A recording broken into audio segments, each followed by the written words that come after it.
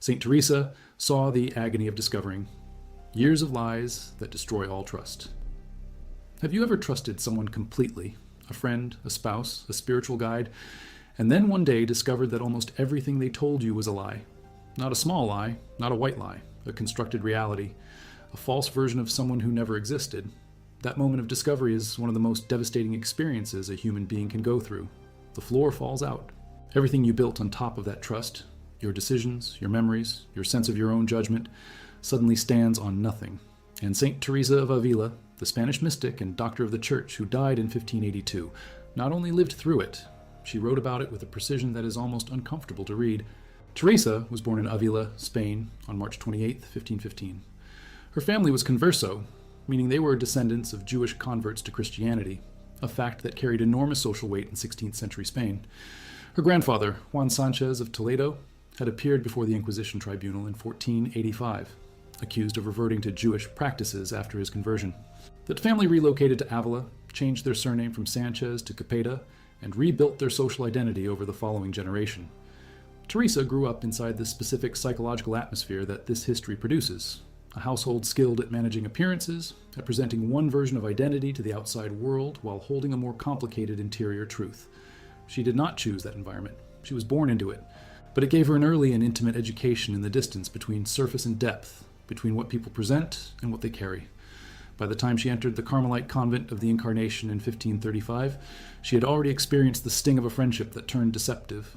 A cousin whose influence, Teresa later said, pushed her toward habits and conversations that felt hollow, empty, and ultimately false. She called that period of her life many years of wandering. Not lost in geography, lost in trusting the wrong people. But what Teresa wrote about betrayal, lies, and the spiritual destruction they cause is not just ancient mysticism. It is some of the most psychologically precise writing on the subject that has ever existed. And today we are going to walk through it.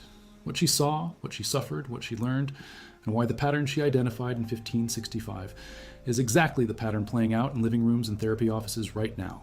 If you value documented history like this, subscribe. It is the best way to support our work. And comment the city you are watching from right now. Also, this script is researched and factual, drawing from Teresa's own autobiography, the Libro de la Vida, first completed in 1565 and preserved in the Royal Library of El Escorial in Madrid under manuscript reference Ms. 265, as well as from the critical biographical work Teresa of Avila, The Progress of a Soul by Kathleen Medwick, published in 1999 by Knopf. These are not secondhand summaries. These are primary documentation and close scholarly analysis of what she actually said. Now back to the information. The year is 1538. Teresa is 23 years old. She is inside the convent of the Incarnation in Avila, a house that holds over 130 nuns, and she is getting closer to a woman whose name she never reveals, only referring to her as a person of prayer who had been at the convent for years and carried enormous respect. Teresa trusted her almost completely. She modeled her prayer habits on her. She shared her interior struggles with her. She believed this woman was holy. Then the deceptions began to surface.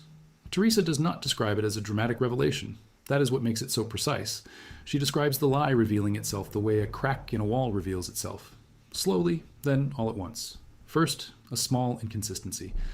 Then a story that did not match an earlier story. Then a pattern.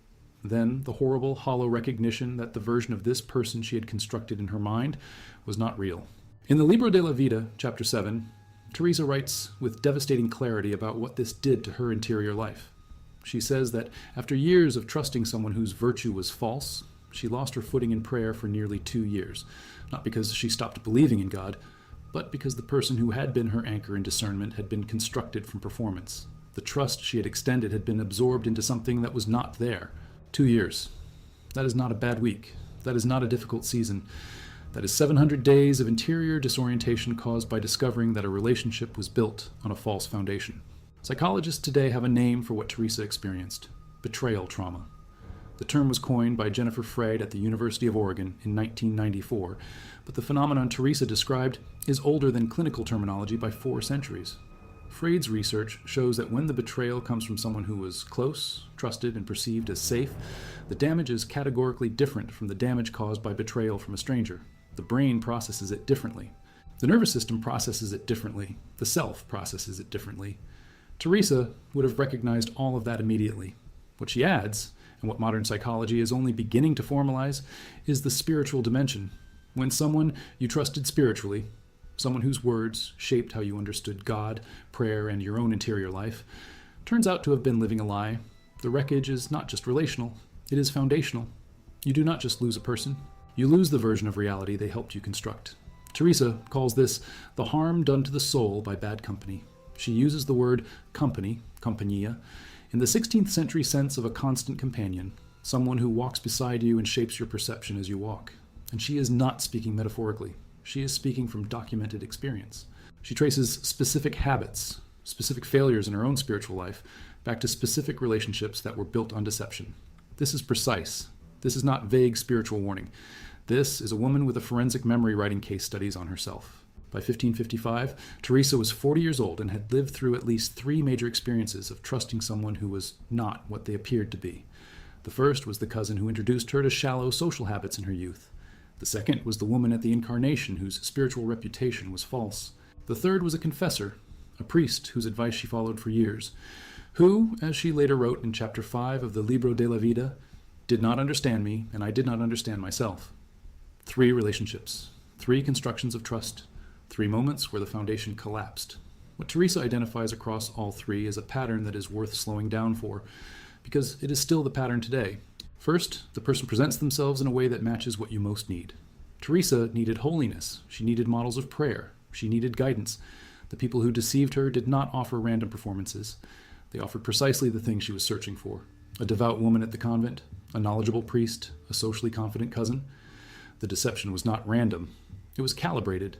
And it was sustainable because it fed something real in Teresa, a genuine hunger for depth, for truth, for God. The deception piggybacked on the most sincere parts of her. Second, Teresa extended trust faster than the relationship warranted because of her own hunger. She says this about herself without defensiveness.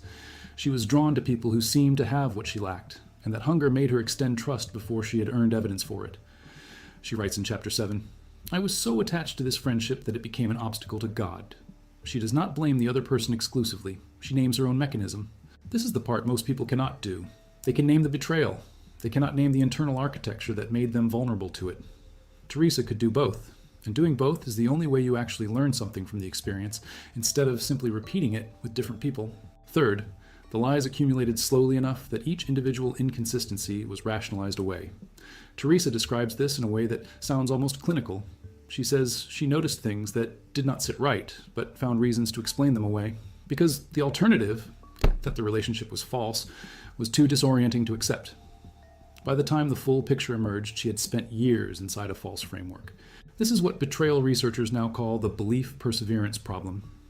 The brain is extraordinarily good at filtering incoming information through existing beliefs. When your existing belief is that someone is trustworthy, your brain literally processes contradictory evidence differently. It does not weigh it equally. It searches for explanations. It minimizes. It waits for more data. By the time the data is undeniable, years have passed. Teresa did not have the term. She had the experience, and she had the specific memory. In the Libro de la Vida, she identifies the exact moment when she first noticed the crack in the foundation, a moment at the convent when she heard the woman she trusted say something to a third party that directly contradicted something she had told Teresa in private.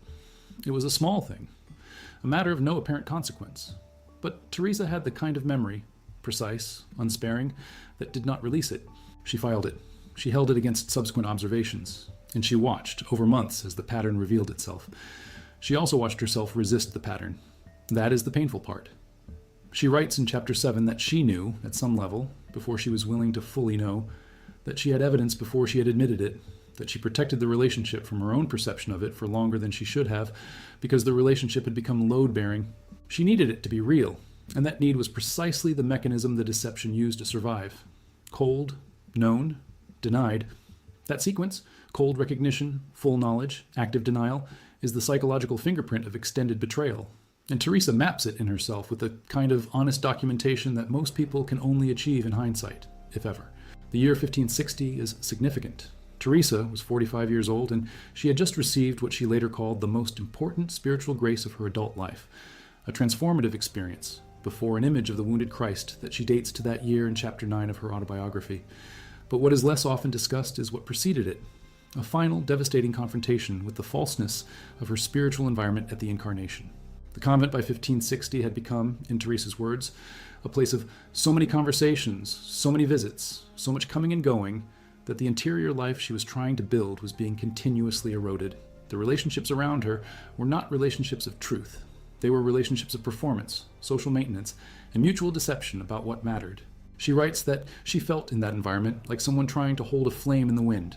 Every time she steadied herself, another gust, another false connection, another conversation built on surface appearances, another discovery of a gap between what someone said and what they were, would scatter what she had gathered, cold, scattered, alone. It was from that specific experience of chronic relational falsehood that the reform of Carmel emerged. In August of 1562, Teresa founded the convent of Saint Joseph in Avila with 13 women. The number was not accidental, it echoed the apostolic community. And the rules she built into that foundation were, in several ways, direct responses to what she had witnessed in decades of deception. She limited the community to 13 members.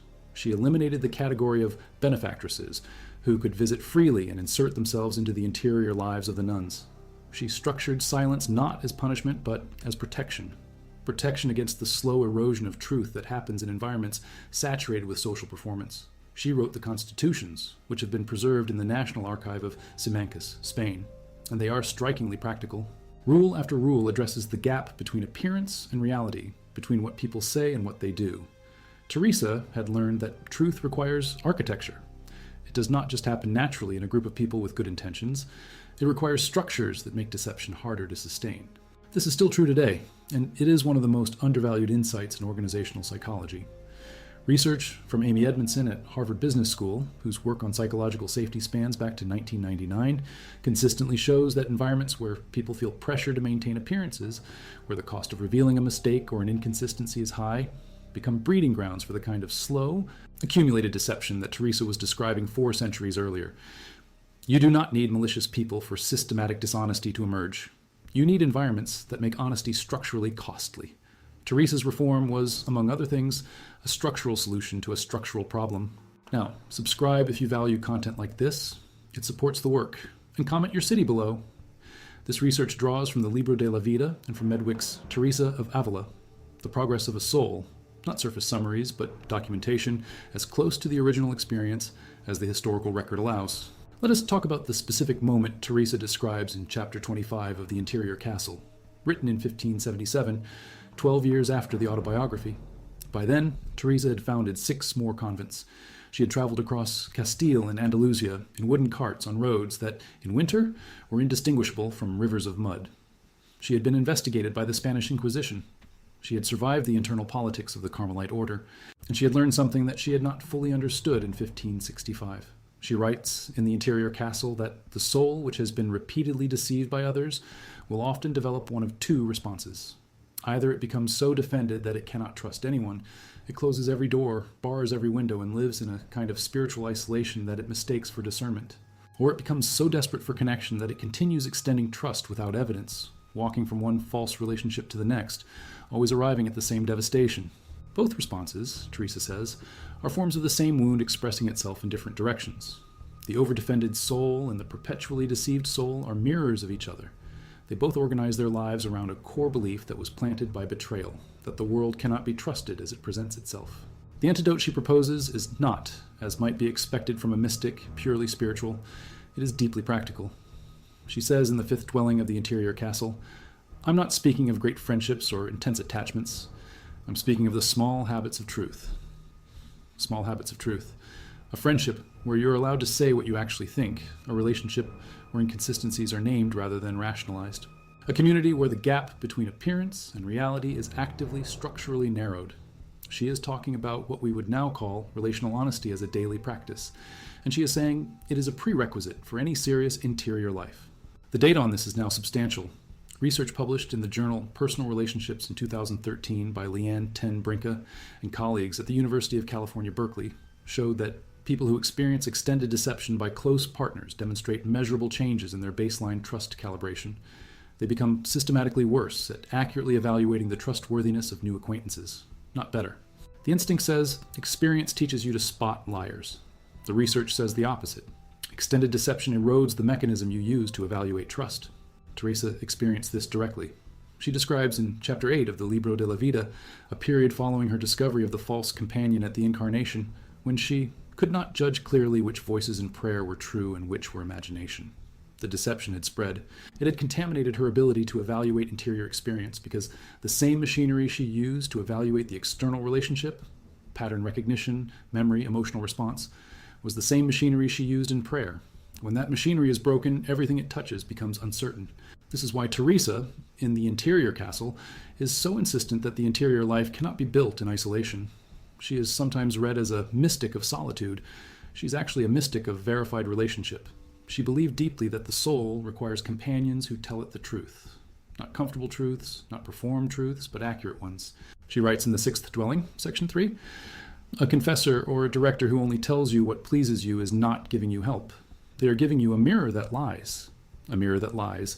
That is a precise image. It looks like reflection. It functions like distortion." And she would know. She spent years, by her own account, in front of mirrors that lied. Let us get specific about what that costs over time. In 1542, Teresa was 27 years old and seriously ill. She was so ill that in 1539 she had fallen into a coma-like state for 4 days, and there is a documented account in the process for her beatification, that her family had already prepared her burial. She recovered. But the illness returned in various forms across the following years.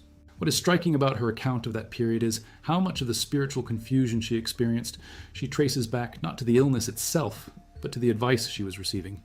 Her confessor at the time, whom she describes in Chapter 5 without naming, gave her, in her words, permissions that did God and myself great harm.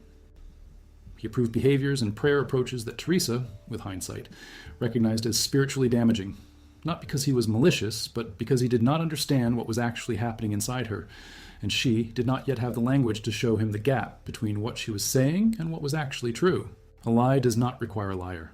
Sometimes it only requires a gap in translation, held in place by social pressure and the discomfort of saying, "I do not actually understand."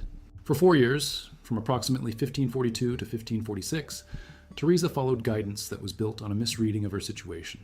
4 years. And when she finally found, in Father Juan de Avila, and later in the Jesuit Juan de Pradanos, confessors who actually challenged her accounts and pushed back on her self-descriptions, the difference was immediate. She writes, "With them I felt I could breathe." Breathe. After years of talking to people who reflected back only what they understood, or only what she wanted them to understand, finding someone who insisted on truth felt like oxygen. Juan de Pradanos, the Jesuit, deserves a moment of specific attention here because he represents something important in Teresa's story. He was assigned to her as a confessor around 1555, and what distinguished him from the predecessors was simple. He did not tell Teresa that her interior experiences were fine when he did not know if they were. He said he needed to think. He said he would consult others. He said he was not certain. In a spiritual culture where confessors were supposed to project authority and certainty, the admission of uncertainty was itself a form of honesty that Teresa had almost never encountered, and it changed everything. She writes in Chapter 23 of the Libro de la Vida that after her first substantive conversation with Pradanos, she felt, for the first time in years, that she was in contact with someone who was engaging with what was actually there, rather than with what they expected to find. He could not fully understand her experiences, but he engaged honestly with the fact of his own incomprehension, rather than papering over it with premature confidence. This is the thing that gets lost in accounts of spiritual direction. The most damaging confessors Teresa encountered were not the ones who were hostile. They were the ones who were confidently wrong. Confidence without accuracy is a specific kind of deception, and it is one of the most common. The person believes what they are saying, but what they are saying does not match reality.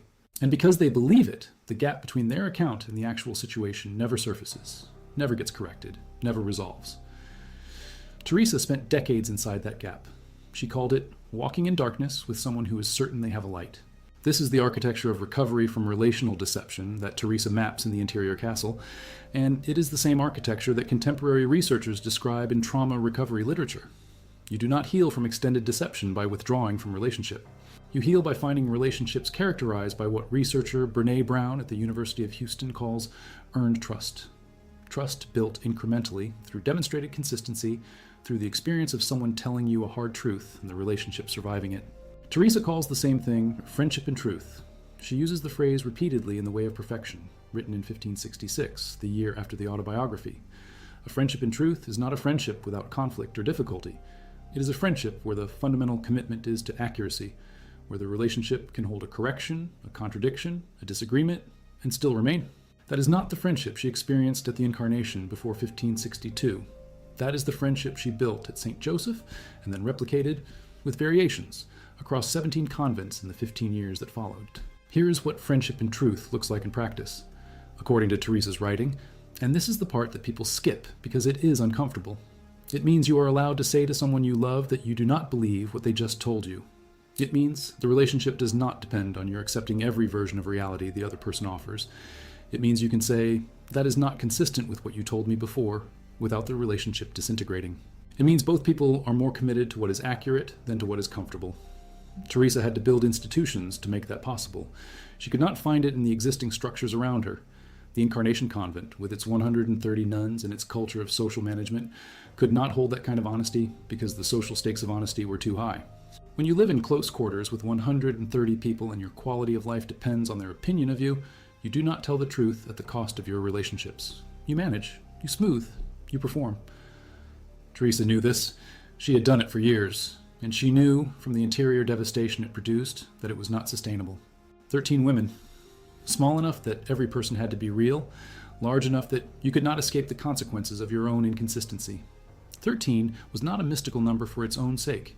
It was a carefully reasoned maximum for a community where honesty could actually function. That is organizational design informed by personal trauma. And it worked. The communities she founded were, by the standards of 16th century religious life, remarkable for their stability, their documented interior depth, and, this is important, their paper trails. The nuns at St. Joseph and the subsequent foundations kept records, wrote letters, gave testimony. The evidence base for what happened inside those communities is extraordinarily rich compared to most religious houses of the period. Truth-telling cultures tend to produce documentation. Deception cultures produce silence and gaps. By the time Teresa died in October of 1582, on October 4th, in Alba de Tormes, in the province of Salamanca, she had spent the last 20 years of her life deliberately constructing environments where the slow accumulation of small falsehoods that had nearly destroyed her interior life in her 20s and 30s could not easily take root. The convents she founded were small by design. 13 women, never more. Because she had learned that the larger a community, the easier it is for performance to replace presence, for the managed version of a person to circulate without the real version ever having to appear. She regulated silence, not to prevent speech, but to raise the stakes of speech. If you spoke, it meant something. If you said something about yourself, it was because you had chosen to. The social pressure that produces small deceptions, the constant need to fill silence with something that presents you well, was structurally removed. She insisted on democratic chapter meetings where every professed nun could speak, not just the prioress, everyone. Because she had learned that institutions where only certain voices are heard become institutions where only certain versions of reality circulate. And the gap between the official version and the actual one grows year by year until the infrastructure of the whole place is built on falseness. And she prayed the way she advised everyone to pray, with radical honesty about interior states. Do not pretend to feel what you do not feel, she wrote in The Way of Perfection. Do not manufacture emotions that are not there. God is not fooled by a performance, and a performance in prayer is practice for performance in life. The prayer of pretense makes deception easier. This is the full circle of Teresa's insight. Lies in relationships and lies in prayer are not separate problems. They are the same problem, expressing itself in two registers. A person who has learned to manage appearances externally will carry that habit into their interior life. And a person who has built their prayer life on honest interiority will find it harder to sustain systematic deception in their external relationships. The reform she built was, at its foundation, a reform of honesty. Now, the final dimension of this story that most people never reach. In 1578, Teresa was 63 years old and facing the most politically dangerous moment of her life. The Carmelite order had fractured. The reformed branch she had created, the Discalced Carmelites, was in direct conflict with the Calcid branch. John of the Cross, her closest collaborator and the man she called half a friar because of his small stature, had been imprisoned in Toledo in December of 1577 by the unreformed branch. He would remain in that prison cell, 6 feet by 10 feet, for 9 months. Teresa wrote letters in 1578 that are preserved in the National Library of Madrid, letters to King Philip II of Spain, to the papal nuncio, to anyone who might intervene. She was furious, she was strategic, and in those letters you see something that the mystical writings can obscure. Teresa, as a political actor who had learned over 60 years exactly how deception operates at institutional scale. She writes to the king with precision about the specific mechanisms by which the Calcid leadership had constructed a false narrative about the reform. She names the specific friar, Geronimo Tostado, who had been the instrument of the suppression. She identifies the strategy: isolate the reformers, misrepresent their actions to Rome, use the structures of institutional authority to give false accusations the appearance of official truth. In her letter to King Philip, dated December 13, 1577, just days after John of the Cross's imprisonment, she writes with absolute directness that what is being done to her reform is not a legitimate disciplinary action, but a coordinated campaign of misrepresentation. She names the specific accusations being circulated about the discalced Carmelites. She refutes them one by one. She says that the papal nuncio Felipe Sega, who had turned against the reform, had been given false information and was acting on it in good faith, which made him a vehicle of deception rather than its source. This is a 62-year-old woman in a wooden cart, traveling roads that were mostly mud in December, writing urgent political correspondence to the most powerful man in Spain, from a base of first-hand knowledge about exactly how institutional deception works and exactly how to counter it. She had learned it in relationships. She applied it in institutions. The mechanism is identical. Someone with authority constructs a version of events that serves their interests. The constructed version gets repeated by people who trust the authority. The repetition gives it the appearance of established fact. The people who know the constructed version is false are isolated and discredited, and the institution settles into the false version as its operational reality. Teresa had watched this happen inside convents. She had watched it happen inside her own mind, when she rationalized away evidence of deception in personal relationships. She recognized it immediately at the institutional scale, and she fought it with the only tool that actually works: documented, specific, counter-narrative truth. Her letters succeeded. Philip II, who was at the peak of his political power in the late 1570s, was ultimately persuaded. The papal nuncio, who had opposed the reform, was replaced. In 1580, as noted, the discalced Carmelites were recognized as an independent province. The deception campaign had lost because someone who understood deception deeply enough to name its exact mechanisms had refused to go silent. She knew that lies in institutions work the same way lies in relationships work. They require someone to maintain appearances. They require the gap between official account and actual reality to never be named directly. They require the people who notice the gap to be isolated, discredited, or silenced. The reform survived. By 1580, the discalced Carmelites received official recognition as a separate province. John of the Cross had been freed in August of 1578. He climbed out of a window and fled across the rooftops of Toledo in the dark, carrying a manuscript copy of the poems he had written in his cell, the poems that would become the spiritual canticle. Teresa died 2 years later, in 1582, knowing the reform was secured. John of the Cross was canonized in 1726. Teresa of Avila had been canonized in 1622 by Pope Gregory XV. In 1970, Pope Paul VI declared her a doctor of the Church, the first woman ever given that title. The document he signed noted specifically that her authority rested not on abstract theology, but on documented, lived, precisely recorded experience. That is the weight of what she wrote. Not speculation, not vision disconnected from reality. Experience documented with enough precision that it has remained useful for 400 years. The last thing. In 1991, a team of scholars led by Victor Garcia de la Concha at the University of Salamanca completed a forensic analysis of the different manuscript versions of the Libro de la Vida. Teresa wrote the autobiography twice. The first version in 1562, destroyed by her confessor, Pedro Ibáñez, and the second in 1565, the one preserved in El Escorial. The analysis compared the known differences and found something striking. In the second version, Teresa added substantially more detail about the confessors and companions who had misled her. The first version, written under the direct supervision of Ibáñez, had those sections compressed.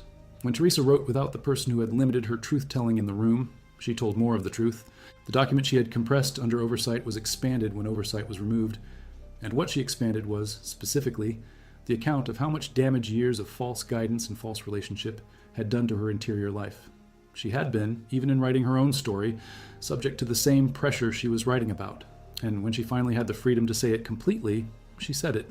She had lived through years of lies that destroyed trust. She had built a life and an institution on what she learned from that destruction, and she left a record precise enough that it still functions, 4 centuries later, as a map of exactly how that destruction happens, and exactly what it takes to build something true instead.